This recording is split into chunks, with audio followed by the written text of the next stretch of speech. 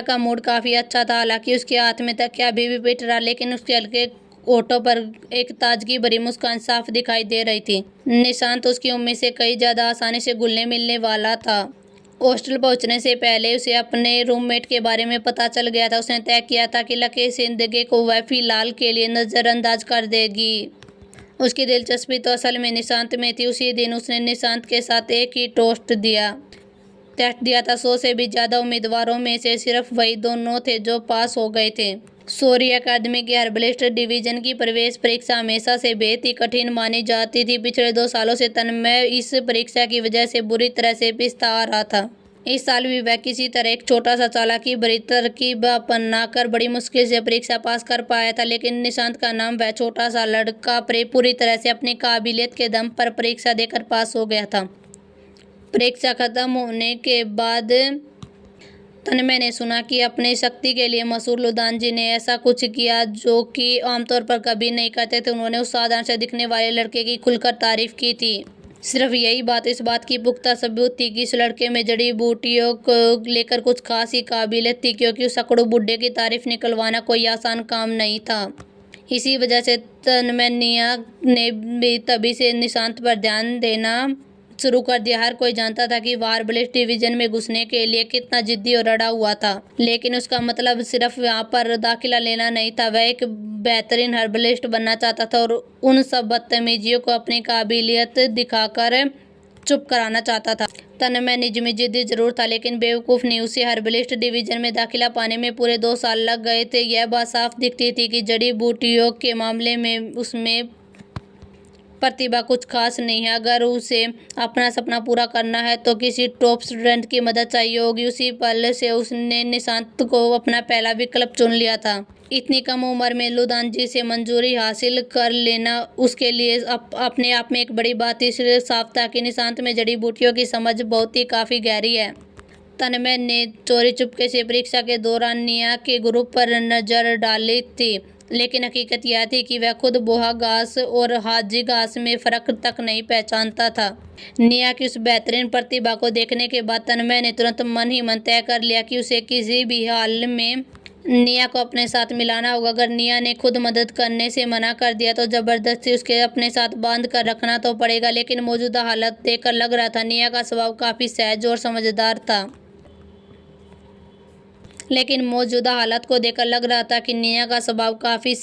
मिलनसार था। तन्मय को पूरा भरोसा था कि उसकी मदद से वह जड़ी बूटियों के प्रगति काफ़ी तेज हो सकती है। सौर्य अकेडमी की प्रेस प्रतियोगिताएं और 3 दिनों तक चली, तब जाकर कई वे खत्म हुई। जो स्टूडेंट चुन लिए गए थे उनके चेहरे पर खुशी चमक रही थी, जबकि जो स्टूडेंट नहीं चुने गए थे वे फाटक के बाहर खड़े थे। उदास मन से अपने घर और अपने माता पिता के पास लौटने के मजबूर थे। उस साल हर्बलिस्ट डिवीजन ने कुल 163 पहले वर्ष के स्टूडेंटों को चुना था।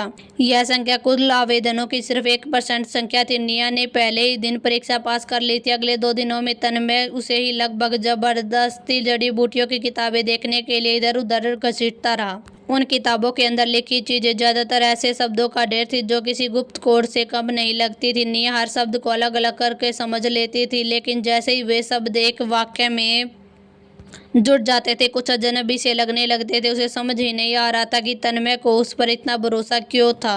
वह उसे जड़ी बूटियों का कोई महान प्रतिभाशाली छात्र मानकर उसके साथ चल रहा था। अगर तन्मय ने उसके बारे में पता चला कि उसने कुछ भी औषधियों का ज्ञान नहीं है तो क्या होगा। तन्मय ने कुछ औषधियों की ओर इशारा करते हुए निया से पूछा और कहा कि ये कौन सी औषधि है। निया उन चीज़ों को देखती रही जिसे उसने अपनी जिंदगी में पहली बार देखा था, फिर भी शांति से मुस्कुराते हुए बिना घबराए दिखाए जवाब दे देती है। हर बार ऐसा होने पर तन्मय इतना जोश में आता था कि वह रात भर जागकर उसी विषय पर पढ़ाई करता, लेकिन उसके निया के दिल में एक सवाल और धीरे धीरे गहराने लगा। क्या यह भरोसा वाकई उसकी काबिलियत पर है या तन्मय किसी ऐसे रहस्य की तरफ बढ़ जो अगले अध्याय में सब कुछ उलट देने वाला है। अब जाकर निया को पूरी बात समझ में आ गई। तन्मय उसे ऐसा छात्र समझ चुका है जो उसे जड़ी बूटियों की पढ़ाई में मार्गदर्शन दे सकता है, लेकिन हकीकत तो यह थी कि जड़ी बूटियों की उसकी जानकारी तन्मय से भी ज़्यादा कमज़ोर थी। यह सोचकर उसने चुपचाप फैसला कर लिया कि वह तन्मय के साथ रात भर जागकर पढ़ाई करेगी। वह नहीं चाहती थी कि कभी उसकी पोल खुले और उसे अकेडमी से बाहर कर दिया जाए या फिर उसे शर्मिंदगी उठानी पड़े। साथ ही उसे जड़ी बूटियों से मिलने वाले फायदों का भी लालच हो रहा था। लगातार सिर्फ 2 दिनों की जड़ादड़ मेहनत के बाद उसे जड़ी बूटियों की थोड़ी थोड़ी पहचान हो गई थी। यह सब मुमकिन हुआ उसकी फोटोग्राफिक मेमोरी और तन्मय की ओर से सारी किताबों के भंडार की वजह से। जहाँ तक कि निया की इस मेहनत की बात थी, तन्मय को लगा था कि उसका रोज का स्वभाव है। उसके हिसाब से इतना काबिल होने के भी बावजूद निया का इतनी मेहनत से पढ़ाई करना वाकई काबिल तारीफ है। इस बात को लेकर तन्मय को उसके अंदर पढ़ाई को लेकर और भी जोश भर दिया गया। इसी वजह से पहले साल के स्टूडेंट हॉस्टल का कमरा नंबर 305 आधी रात के सन्नाटे में भी रोशनी से भरा हुआ रहता था। कोई तरह के विचारों से भरे इन लड़कों के बीच एक अजीब सी क्रांतिकारी दोस्ती जन्म ले चुकी थी। उसी कमरे में रहने वाला लकी सिंधे मानो अदृश्य हो चुका था। युवा प्रमुख तन्मय ने उसे पूरी तरह से नजरअंदाज ही कर दिया था। वह दिन भर निया के पीछे पड़ा रहता, जिसकी वजह से निया को उससे बचकर निकलने का कोई रास्ता ही नहीं मिल पाता। लकी सिंधे रात भर भी नहीं सो पाता। कमरे की बत्तियां पूरी रात जलती ही रहती और वह चुपचाप अपनी मेज पर झुका हुआ किताब पकड़े बैठा रहता। सिर्फ 2 ही दिनों के अंदर पहले साल स्टूडेंट हॉस्टल में एक अफवाह की आग की तरह फैल गई।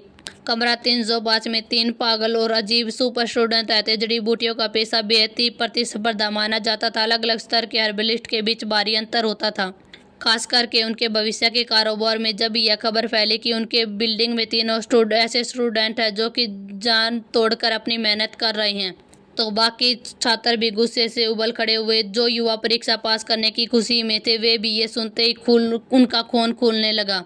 सभी स्टूडेंटों की ऊर्जावान युवाओं ने तुरंत अपनी पढ़ाई का समय बढ़ा दिया और खुद जड़ी बूटियों की किताबों को पूरी तरह से दफना लिया। आखिरकार भविष्य में इतना पैसा कमाना था कि शादी करके घर बसाया जा सके। पहले साल के स्टूडेंट बिल्डिंग में एक अजीब सा नज़ारा देखने को मिला। दिन के समय कॉरिडोर पूरी तरह से सूने रहते। अगर कोई किसी भी कमरे में झांक लेता तो 2-3 स्टूडेंट ना किताबों में ही सिर घुसाए हुए मिलते थे। यह हालत सिर्फ हर्बलिस्ट डिवीजन के टीचर्स को ही खुश नहीं कर रहे थे, बल्कि सीनियर स्टूडेंट पर भी भारी दबाव डाल रहे थे। आखिरकार पहले साल के छात्र इतने मेहनती थे कि वे इतनी पढ़ाई क्यों कर रहे। अगर यह सिलसिला यूं ही चलता रहा तो भविष्य में सीनियर्स का उनका सामना कैसे करेंगे। इस तरह एक अदृश्य धुंधाधुन चुपचाप हर्बलिस्ट डिवीजन के सभी स्टूडेंटों पर छा गई, चाहे वे सीनियर हो या फिर जूनियर।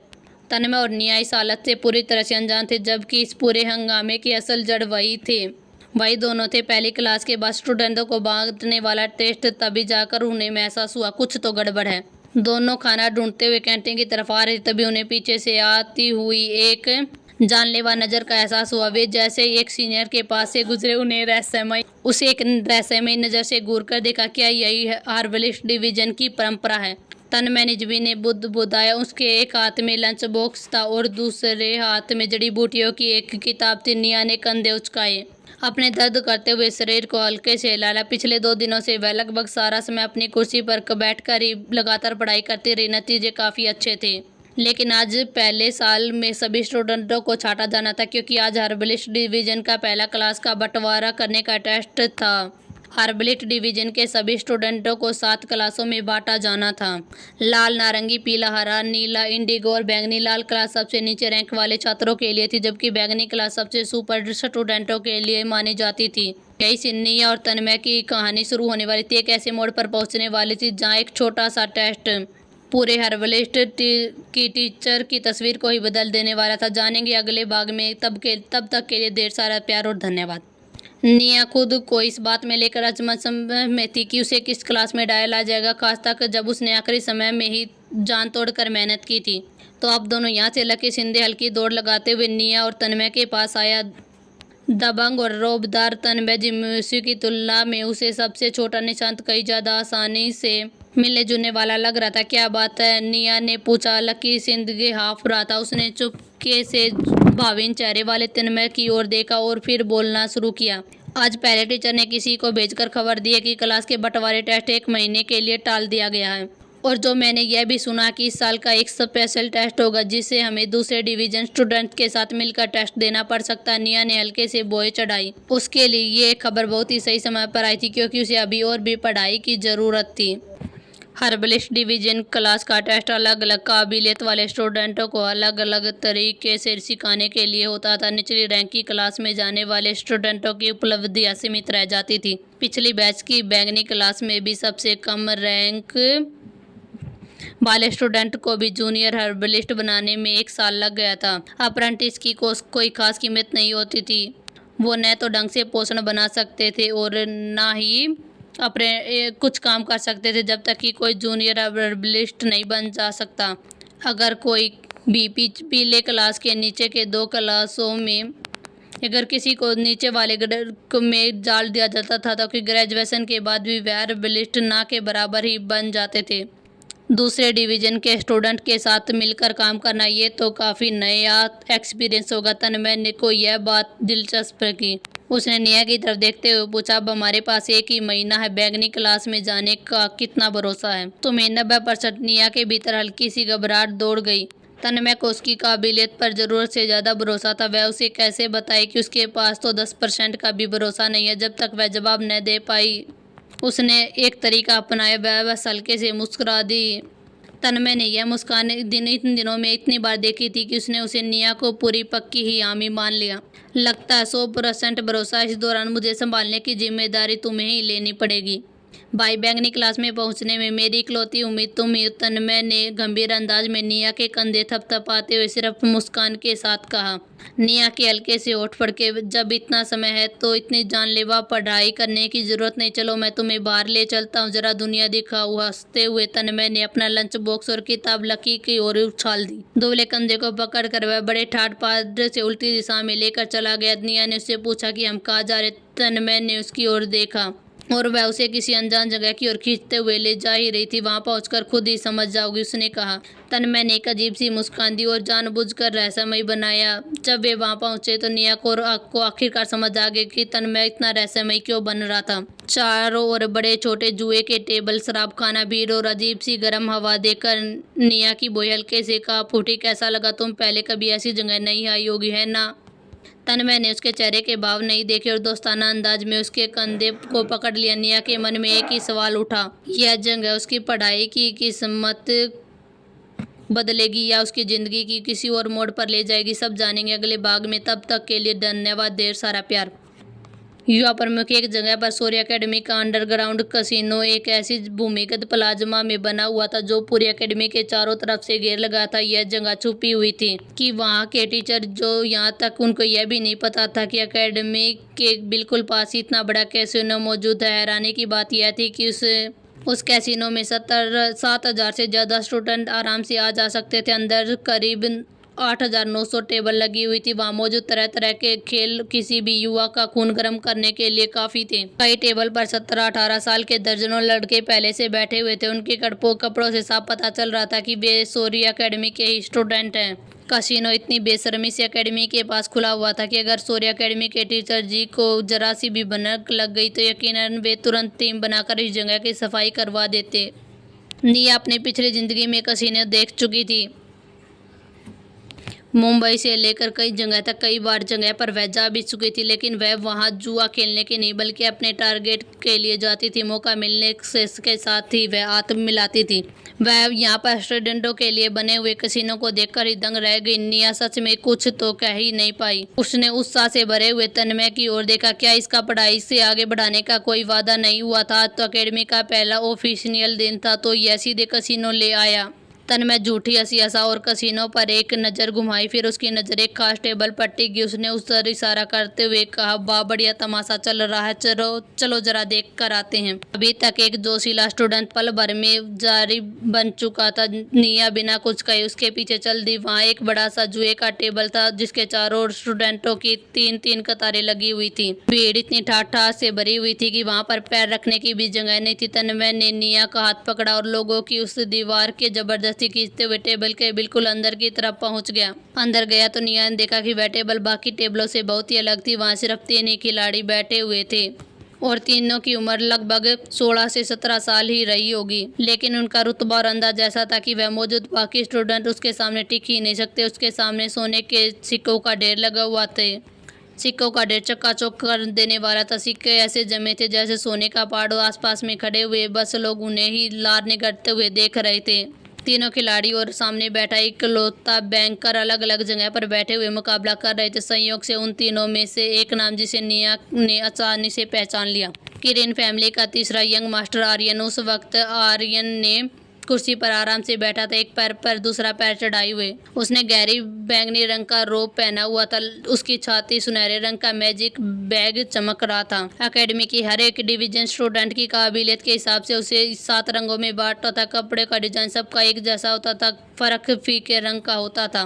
बैंगनी रंग का मतलब था वॉयलेट क्लास और यह बैच साफ बता रहा था कि आर्यन जादूगर विभाग से। आर्यन के सामने बैठे बाकी 2 खिलाड़ी भी बैंगनी ही रोग के थे, लेकिन उनका बैच अलग थे। एक के पास लड़ाकू का बैच था तो दूसरे के पास पुरोहित का, यानी कि साफ था कि तीनों अलग अलग डिवीजन की वॉयलेट बैंगनी क्लास के स्टूडेंट थे।